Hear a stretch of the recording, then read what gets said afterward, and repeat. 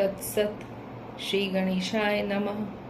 श्रीमद् भागवत महापुराण प्रथम स्कंद 12वां अध्याय। परीक्षित का जन्म। शौनक जी ने कहा, अश्वत्थामा ने जो अत्यंत तेजस्वी ब्रह्मास्त्र चलाया था उससे उत्तरा का गर्भ नष्ट हो गया था, परंतु भगवान ने उसे पुनः जीवित कर दिया।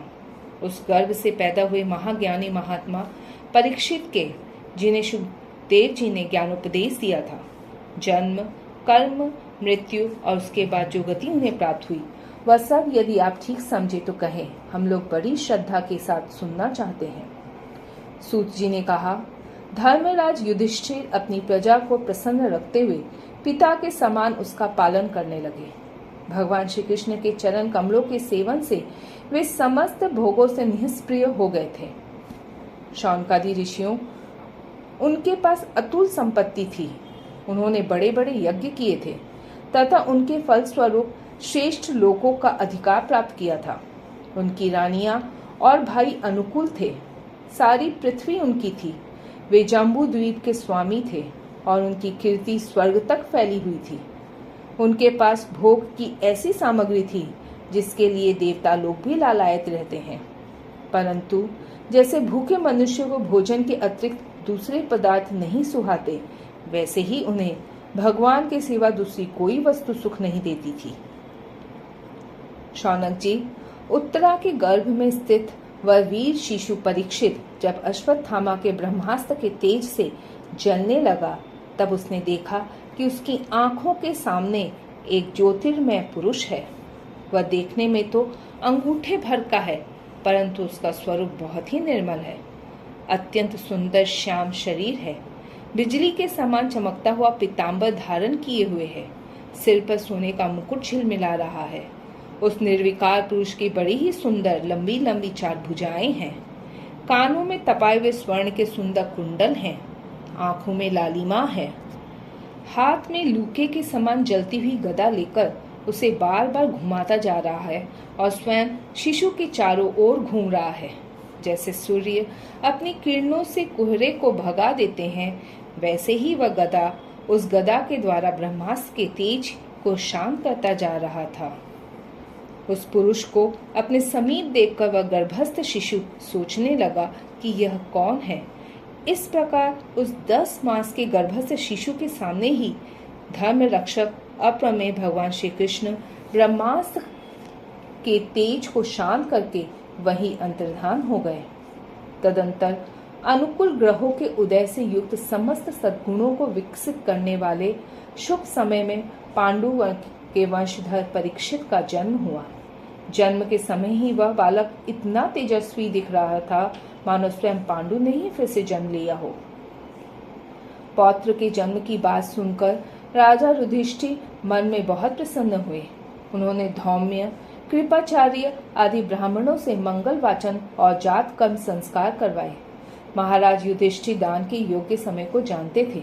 उन्होंने प्रजा तीर्थ नामक काल में अर्थात नाल काटने के पहले ही ब्राह्मणों को सुवर्ण, गौएं, पृथ्वी, गांव, उत्तम जाति के हाथी घोड़े और उत्तम अन्न का दान दिया।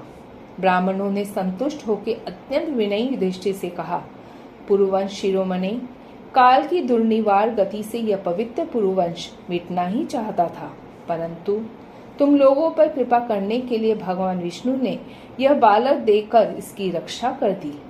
इसलिए इसका नाम विष्णुरात होगा। निसंदेह यह बालक संसार में बड़ा यशस्वी, भगवान का परम भक्त और महापुरुष होगा। युधिष्ठिर ने कहा, महात्माओं, यह बालक क्या अपने उज्जवल यश से हमारे वंश के पवित्र कृति महात्मा राजर्षियों का अनुसरण करेगा? ब्राह्मणों ने कहा, धर्मराज, यह मनुपुत्र इक्ष्वाकु के समान अपनी प्रजा का पालन करेगा तथा दशरथ नंदन भगवान श्री राम के समान ब्राह्मण भक्त और सत्य प्रतिज्ञ होगा। यह उशीना नरेश शिबी के समान दाता और शरणागत वत्सल होगा तथा यज्ञों के दुष्यंत के पुत्र भरत के समान अपने वंश का यश फैलाएगा। धनुधरों में यह सहस्त्रबाहु अर्जुन और अपने दादा पार्थ के समान अग्रगण्य होगा। यह अग्नि के समान दुर्धर्ष और समुद्र के समान दुस्तर होगा। यह सिंह के समान पराक्रमी, हिमाचल की तरह आश्रय लेने योग्य, पृथ्वी के सदृश तितिक्षु और माता पिता के समान सहनशील होगा। इसमें पितामह ब्रह्मा के समान समता रहेगी। भगवान शंकर की तरह यह कृपालु होगा और संपूर्ण प्राणियों को आश्रय देने में यह लक्ष्मीपति भगवान विष्णु के समान होगा। यह समस्त सद्गुणों की महिमा धारण करने में श्री कृष्ण का अनुयायी होगा। रंती देव के समान उदार होगा और ययाति के समान धार्मिक होगा।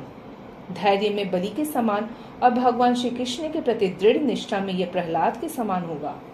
यह बहुत से अश्वमेध यज्ञों का करने वाला और वृद्धों का सेवक होगा। इसके पुत्र राजर्षि होंगे। मर्यादा का उल्लंघन करने वालों को यह दंड देगा। यह पृथ्वी माता और धर्म की रक्षा के लिए कलयुग का भी दमन करेगा। ब्राह्मण कुमार के शाप से तक्षक के द्वारा अपनी मृत्यु सुनकर यह सबकी आसक्ति छोड़ देगा और भगवान के चरणों की शरण लेगा। राजन, व्यास नंदन सुखदेव जी से यह आत्मा के यथार्थ स्वरूप का ज्ञान प्राप्त करेगा और अंत में गंगा तट पर अपने शरीर को त्याग कर निश्चय ही अभय पद प्राप्त करेगा।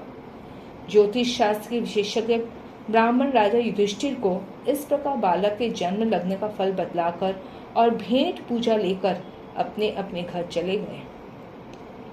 वही यह बालक संसार में परीक्षित के नाम से प्रसिद्ध हुआ, क्योंकि वह समर्थ बालक गर्भ में जिस पुरुष का दर्शन पा चुका था उसका स्मरण करता हुआ लोगों में उसी की परीक्षा करता रहता था कि देखे इनमें से कौन सा वह है। जैसे शुक्ल पक्ष में दिन प्रतिदिन चंद्रमा अपनी कलाओं से पूर्ण होता हुआ बढ़ता है, वैसे ही वह राजकुमार भी अपने गुरुजनों के लालन पालन से क्रमशः अनुदिन बढ़ता हुआ शीघ्र ही सयाना हो गया। इसी समय स्वजनों के वध का प्रायश्चित करने के लिए राजा युधिष्ठिर ने अश्वमेध यज्ञ के द्वारा भगवान की आराधना करने का विचार किया, परंतु प्रजा से वसूल किए गए कर और दंड की रकम के अतिरिक्त और धन न होने के कारण वे बड़ी चिंता में पड़ गए। उनका अभिप्राय समझकर भगवान श्री कृष्ण की प्रेरणा से उनके भाई उत्तर दिशा में राजा मरुत और ब्राह्मणों द्वारा छोड़ा हुआ बहुत सा धन ले आए। उससे यज्ञ की सामग्री एकत्र करके धर्म भीरु महाराज युधिष्ठिर ने 3 अश्वमेध यज्ञों के द्वारा भगवान की पूजा की। युधिष्ठिर के निमंत्रण से पधारे हुए भगवान ब्राह्मणों द्वारा उनका यह यज्ञ संपन्न कराकर अपने सुहृद पांडवों की प्रसन्नता के लिए कई महीनों तक वहीं रहे। शौनक जी, इसके बाद भाइयों सहित राजा युधिष्ठिर और द्रौपदी से अनुमति लेकर अर्जुन के साथ यदुवंशियों से घिरे हुए भगवान श्री कृष्ण ने द्वारका के लिए प्रस्थान किया।